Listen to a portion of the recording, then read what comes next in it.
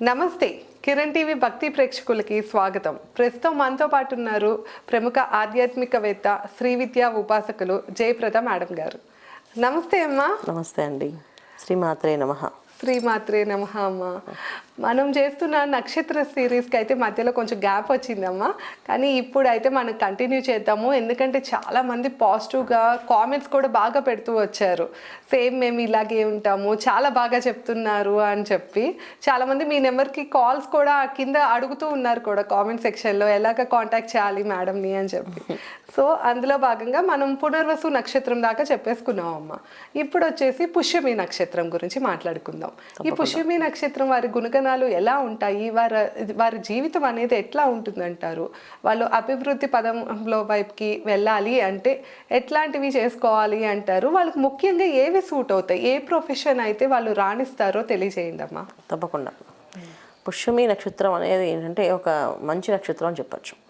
పుష్యమి నక్షత్రానికి అధిపతి శనేశ్వరుడు, కానీ నక్షత్రానికి అధిదేవత గురువు. ఈ నక్షత్రం ఉండే రాశి అధిపతి చంద్రుడు. కర్కాటక రాశిలో ఉంటుంది. 4 పాదాలు కర్కాటక రాశిలో ఉంటాయి పుష్యమి నక్షత్రం.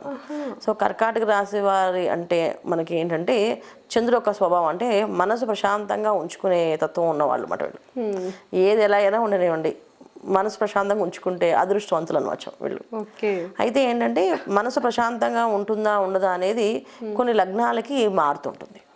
ఇప్పుడు గుణగణాలు మన పుష్యమి నక్షత్రం గుణగణాలు తీసుకుంటే మంచి నక్షత్రము, శుభమైన నక్షత్రము, అన్ని గుణగణాలు వీళ్ళకి మంచి లక్షణాలు ఎక్కువ ఉంటాయి. ముఖ్యంగా పుష్యమి నక్షత్రంలో అబ్బాయి లక్షణాలు వేరు, అమ్మాయి లక్షణాలు వేరుగా ఉంటాయి. అయితే ఇందులో అబ్బాయిలకి ఉండే లక్షణాలు గుణగణాలు చూసుకుంటే మంచి శాంత స్వభావాలు, ఏ విషయమైనా వివరంగా చెప్తే అర్థం చేసుకొని ముందుకెళ్ళే లక్షణాలు ఎక్కువగా ఉంటాయి. సో ప్రతిదాన్ని అనాలిసిస్ ఎక్కువగా చేస్తుంటారు. చూడ్డానికి చిన్నవాళ్ళ కనిపిస్తారు కానీ వాళ్ళ ఆలోచన పెద్దవాళ్ళ చేస్తుంటారు. ఇప్పుడు ఒక 10 ఏళ్ళ అబ్బాయి ఒక 15-20 ఏళ్ళు ఉంటే ఎలా ఆలోచిస్తారో అలా ఆలోచిస్తూ ఉంటారు వీళ్ళు. సో సమాజంలో జరిగే ప్రతి ఒక్క ధోరణికి వీళ్ళు స్పందిస్తూ ఉంటారు. అంటే ఏదో జరుగుతున్నా వీళ్ళు స్పందిస్తారు. అది ఎందుకో జరగాలి, తప్పు కదా, అది జరగకూడదు, ఎందుకు ఇలా చేస్తున్నారు వీళ్ళు, ఇది మంచి పద్ధతి కాదు కదా అని మాట్లాడుతుంటారు. ఇది పుష్యమి నక్షత్రం వాళ్ళకి గుణగణాలు అబ్బాయిల విషయంలో. ఇక అమ్మాయిల విషయంలోకి వచ్చినప్పటికీ కొంచెం సెల్ఫిష్గా ఉంటారు వీళ్ళు. వాళ్ళకి కావాల్సిన పనులన్నీ చేసుకోవడం, వాళ్ళ ఫ్యామిలీ వరకు చూసుకోవడం. ఎవరైనా ఇల్లు గెలిచి రచ్చగలమని చెప్పారు కదా, అందుకని ఇంట్లో వాళ్ళకి మాత్రం ప్రేమగా ఉంటారు. ఇంట్లో వాళ్ళకి కావాల్సినవి చేస్తుంటారు, వీళ్ళకి కావాల్సినవి వీళ్ళు చూసుకుంటారు. సమాజంలో అంటే వాళ్ళందరూ అలా ఉంటే మనకి ఏం చేస్తాం, వాళ్ళ గురించి మనం పట్టించుకుంటాం ఏంటి అని సరుకుంటారు. సో ఒకే నక్షత్రంలో పుట్టిన ఇద్దరు, అమ్మాయికి ఒక రకమైన ఆలోచన, అబ్బాయికి ఒక రకమైన ఆలోచన, ఈ పుష్యమి నక్షత్రం వాళ్ళకి మాత్రమే ఉంటాయి. అది కూడా చాలా డిఫరెంట్గా సమాజంలో జరిగే విషయాలకి వాటి మీద స్పందన అనేది వీళ్ళకి ఉండదు. అబ్బాయిలతో ఏదో ఎక్కువ స్పందిస్తుంటారు, అమ్మాయిలు ఎక్కువ తక్కువ చేస్తుంటారు. సో కొంతమంది అమ్మాయిలు కూడా చేస్తుంటారు. ఎప్పుడు వీళ్ళ లగ్నాలు డిఫరెంట్గా పడినప్పుడు. కొన్ని లగ్నాలకి అమ్మాయి పుట్టడానికి చూడడానికి అమ్మాయిలా ఉన్న లక్షణాలన్నీ అబ్బాయి లక్షణాలు ఉంటాయి. అంటే చూడండి, అమ్మాయిలు చూస్తుంటారు కొంచెం రౌడీగా ప్రవర్తిస్తుంటారు, కొట్టి మాట్లాడుతుంటారు. సో ఎక్కడ కూడా ఇంత కూడా అమ్మాయిలా కనిపించి వెంటే అసలు ఎక్కడ ఉన్నా చూడడానికి మాత్రం అమ్మాయిలా కనిపిస్తారు, కానీ మాట్లాడని అబ్బాయిలా ఉంటాయి అనేసి. ఇవి కొన్ని లగ్నాల వల్ల కొంతమంది అమ్మాయిలు అబ్బాయిలాగా ప్రవర్తిస్తుంటారు. అప్పుడు వాళ్ళ సమాజంలో జరిగే విషయాలన్నిటికీ స్పందిస్తూ ఉంటారు వాళ్ళకున్నా. కానీ 90% అబ్బాయిలు ఎక్కువ, అమ్మాయిలు తక్కువే ఉంటారు దీంట్లో. సో అమ్మాయిలు కొంచెం సాఫ్ట్ కార్నరు, వాళ్ళ పని అనేది వాళ్ళు చేసుకుంటారు, వాళ్ళు చదివేది వాళ్ళు చదువుకుంటారు, ఇంట్లో ఫ్యామిలీ బాధ్యతలు తీసుకుంటారు. అబ్బాయిలు మాత్రం బయట పనుల మీద, బయట వాటి మీద ఎక్కువగా ఫోకస్ పెట్టి వీళ్ళు చేయవలసిన పనులు వీళ్ళు చేసుకోరు. కొంతమంది ఇంటికి వెళ్ళి వీళ్ళు సమాజంలో అందరూ పెద్ద పేర్లు తెచ్చుకుంటారు, ఇంట్లో మాత్రం ఏం పేరు తెచ్చుకోరు. ఇంట్లో ఎందుకు ఇలాగ చదువుతున్నాం, ఇలా చేస్తున్నాం, అలా చేస్తున్నాం, అది చేస్తాం, అన్ని చేస్తాం అని మాటలు కోటలు దాటుతాయి, చేతలు అక్కడే ఉంటాయి. ఇది కొంతమందికి నక్షత్రానికి. అంటే ఈ నక్షత్రం 90% అబ్బాయిలు ఇలాగే ఉంటారు. ఒక 10% మాత్రం చదువుల్లో బాగా రాణింపు, గుర్తింపు అన్నీ వస్తాయి. అయితే ఏం చదువుతారు పుష్యమి నక్షత్రం వాళ్ళు అంటే అన్ని శాస్త్రాలు చదవగలరు వీళ్ళు. ఈ పుష్యమి నక్షత్రం వాళ్ళకి లగ్నం బాగుండి, గ్రహస్థితి బాగుంటే, జాతకంలో యోగాలు బాగుంటుంటే వీళ్ళు డాక్టర్స్ అవుతారు, యాక్టర్స్ అవుతారు.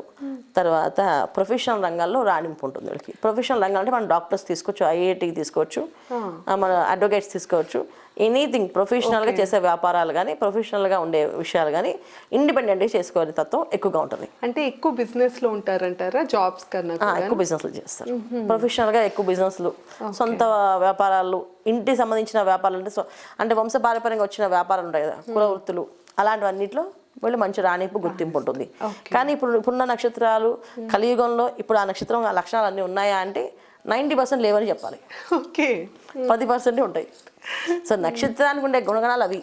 కానీ ఇప్పుడు కలియుగంలో ఉండే ప్రభావం ఎలా ఉందంటే మనుషుల మీద, ఆ ప్రభావాలు వాళ్ళవన్నీ వదిలేసి వీళ్ళు సమాజానికి సేవ చేసే వాళ్ళకి ఇది, వీళ్ళకి అది ఉంది, ఇది ఉంది అని చెప్పి ఇంట్లో చెప్తే వినరు. కానీ బయట ఎవరైనా అదే విషయాన్ని బయట వాళ్ళు చెప్తే అది వింటారు వీళ్ళు.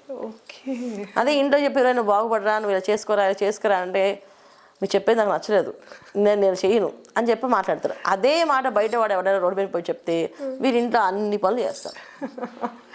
ఇంత డిఫరెంట్ ఈ పుష్య నక్షత్రం వాళ్ళకి ఉంటుంది అనమాట.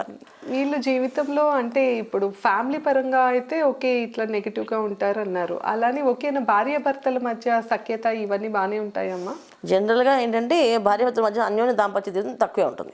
కర్కాటక రాశిలో ఉన్నారు కనుక మనకారకుడైన చంద్రుడు వీళ్ళకి కొంచెం బాగుంటే, చంద్రుడు లగ్నానికి బాగుంటే, అంటే కర్కాటక రాశి చంద్రుడు కర్కాటక రాశిలో ఉంటాడు, కాకపోతే లగ్నానికి బాగుండాలి చంద్రుడు. ఒక లగ్నానికి చంద్రుడు బాగుంటే మా అన్యోన్య దాంపత్య జీవితం బ్రహ్మాండంగా ఉంటుంది. లగ్నానికి చంద్రుడు బాగాలేదు అంటే కాస్త మానసిక బాధ ఉంటుంది వీళ్ళకి.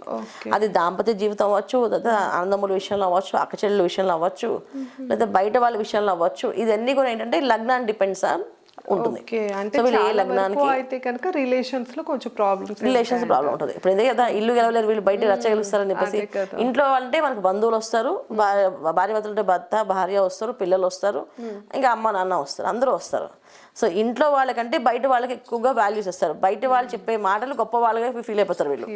ఇంట్లో ఎంత మంచి చెప్పినా అదేదో బయట చెప్తే మాత్రం అది బ్రహ్మాండం అన్నమాట వీళ్ళకి. ఇంట్లో చెప్పామనుకోండి అది బ్రహ్మాండం అనిపిస్తుంది. అది మనం ఏం చెప్పాలి వీళ్ళకి అనుకోండి, మనం తెలిసిన వీళ్ళు ఎవరైతే ఎక్కువ ఫాలో అవుతారో వాళ్ళకి వెళ్ళి చెప్పాలి, చెప్పించాలి, చెప్పండి అనేసి, అప్పుడు వీళ్ళు ఫాలో అయిపోతారు. బాగా నచ్చేస్తుంది.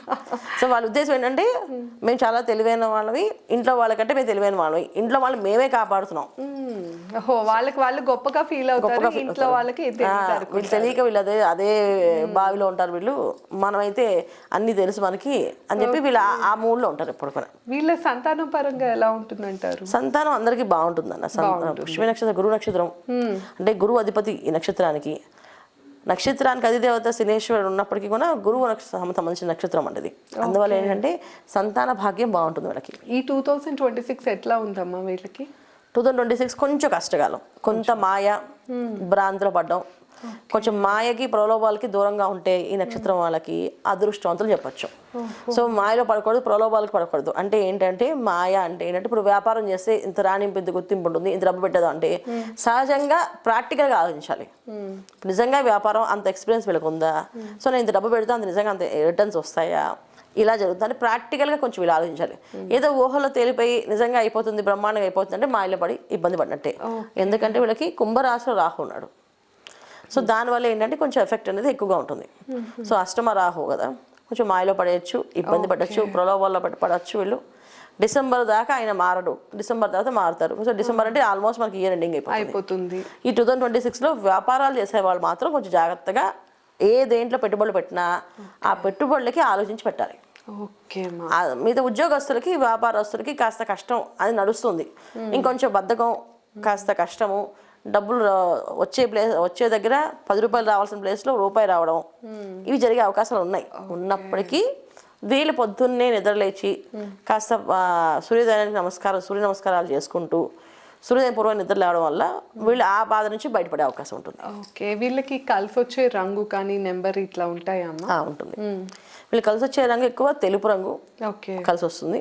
తర్వాత ఆకుపచ్చ, లేత ఆకుపచ్చ రంగు, మరి డార్క్ ముదు ఆకుపచ్చ కాకుండా లేత ఆకుపచ్చ రంగులు ఇవి కలిసి వస్తాయి. తర్వాత నీలం రంగు అంటే లైట్ నీలం, లైట్ బ్లూ, అన్ని లైట్ కలర్స్ అనమాట.